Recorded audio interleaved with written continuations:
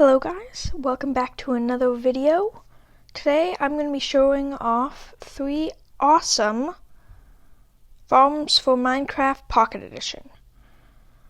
Okay, quickly I'm just going to change a setting because I'll probably turn it back later, but I have my random tick speed up. I'm going to turn that off so we don't lag, because as you can see with 1,000 random tick speed, stuff goes really quickly. So the first farm I'm going to be showing you guys is a sheep farm. It's pretty simple. The collection isn't great, as you can see with the wool over there, but it does collect most of the time, and if you wanted to be more secure, you could probably put hoppers here and here as well. So it's pretty simple with redstone going from the dispenser down into an observer underneath. So wait, I'm just going to turn this to daytime so you guys can see better. So yeah, into the dispenser with a pair of shears. So that was odd, guess there's an enderman nearby. I'm going to show you how to build this, so let's get started. Okay, first things first, we're going to need the observer, the dispenser, redstone line, yeah, that should be good. So first things first, you place the dispenser where you want it to be. So then this is the block. So we're going to dig down here, just get some dirt back to fill that hole.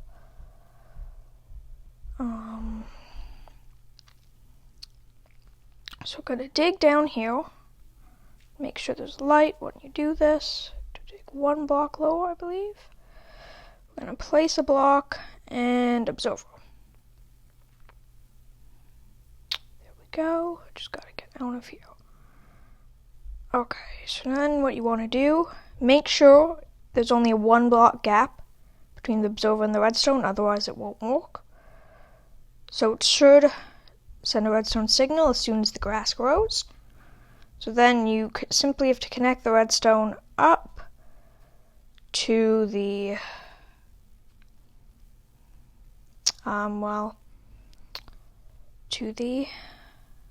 dispenser. So then the dispenser, you want to put a pair of shears like I told you. You are going to need your own pair of shears to get this started. I'll show you that in a sec. So there we go, we can block that off. We have to keep that one visible though. Okay, so now as soon as the grass grows, as you know, it will send a redstone signal to shear the sheep. So then we just need to block it off, make sure the sheep can't get out.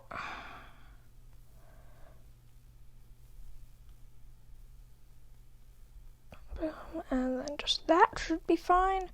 And you don't want it to get anywhere from there too. So first things first, for the collection system, all you really need is just hoppers and a chest.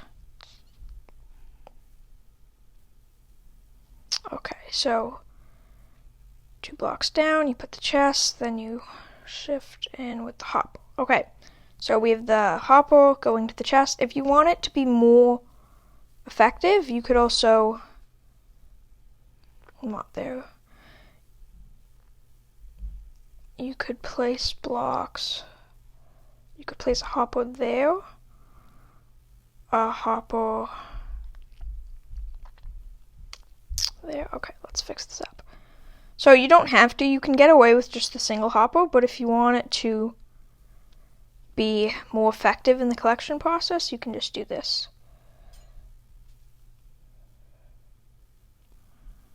And that should guarantee that it picks up all the blocks, or drops, rather. So then you have that. Then you just gotta get your sheep in there. Of course, in survival, you would just bring it in with wheat and trap it up. Okay, so now you have your sheep, you have your dispenser with shears. You just gotta shear the sheep right now, since, like I told you, if it's not sheared, which we're gonna do there, once it's, okay, that was a bad example. If it was from the dispenser, it would optimize it. Like if you see right now in our chest, I'll show you it back at the end of the video. Our chest, I'm quite confident, will have some wool in it. But now it'll eat the grass when the grass grows, and then the dispenser will sheet the wool. Okay, so that was our first farm, the sheep farm. It can work with any color, of course. You have a gray one there, I have a white one here.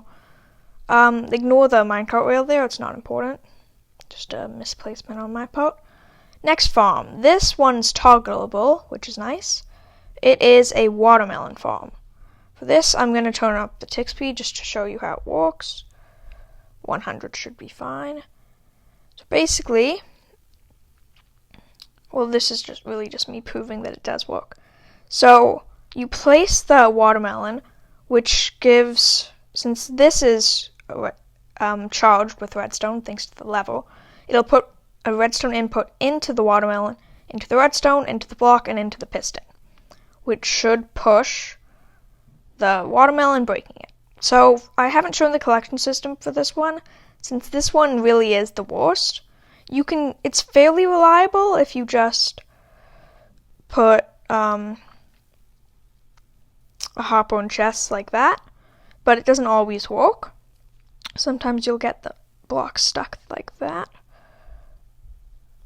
That's too low.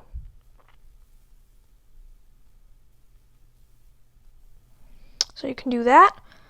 So if you wanted to make it more automized, I'd say you could sit here too with an inventory. That makes it more likely that you'll pick up everything, and would also likely eliminate the need for the hoppers, but that's it. I mean, you can also try to configure it with blocks to try to make it not, but this really is the best. Okay, so I do not have much space here, so I'm going to build it behind over here. So to start off, we're going to need some dirt. I'll just get the watermelon seed set up first. Seeds, watermelon. It can work for a pumpkin too. It doesn't have to be watermelon. I'm just using watermelon for this example. In fact, pumpkin would be a lot easier to collect, but yeah. Okay. So you have your block. Till the soil. I have to turn my random tick speed back down.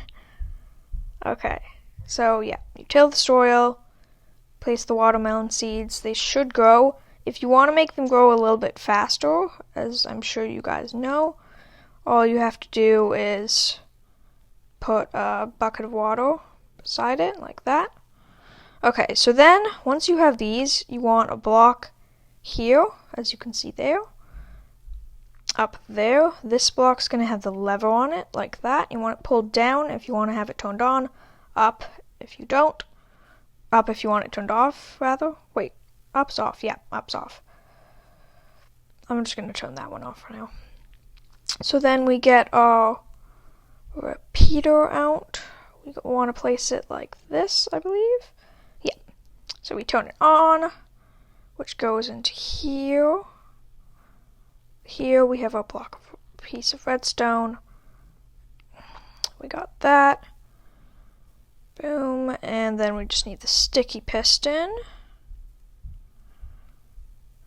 Here we go. And there. We want it like that. Okay, we can break the block underneath if you want. Don't need to. And there's the farm. I believe if we turn the random tick speed back up so it'll grow, and I'll also add some bone meal to it, back to 100, and then I will bone meal it as well.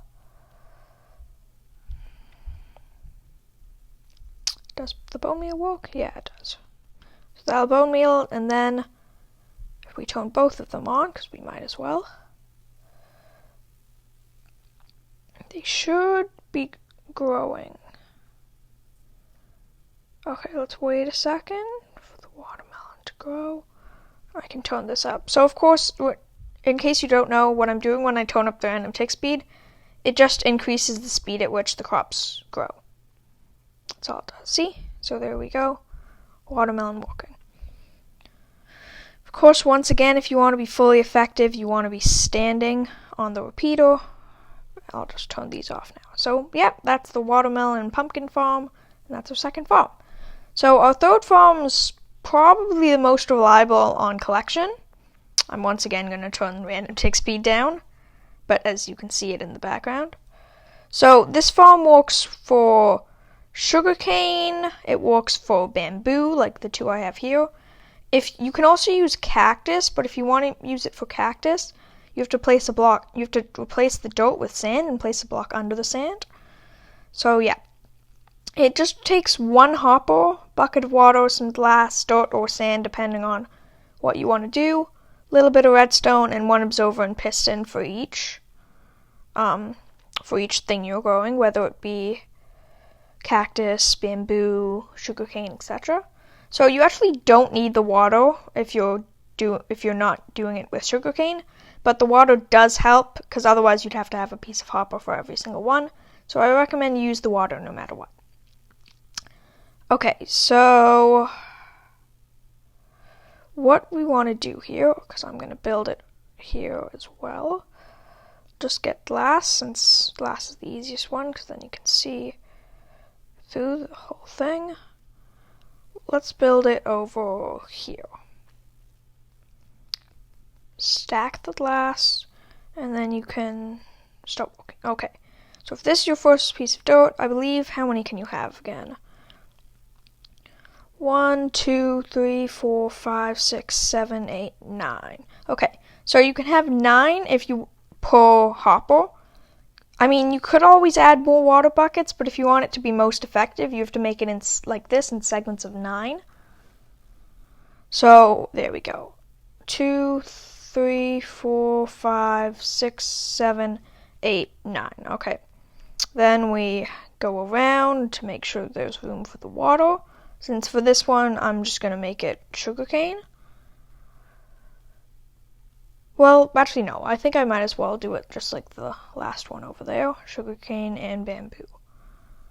Okay, so of course you can use whatever block you want for this, but I'm just using glass because I think it makes it look a little bit better.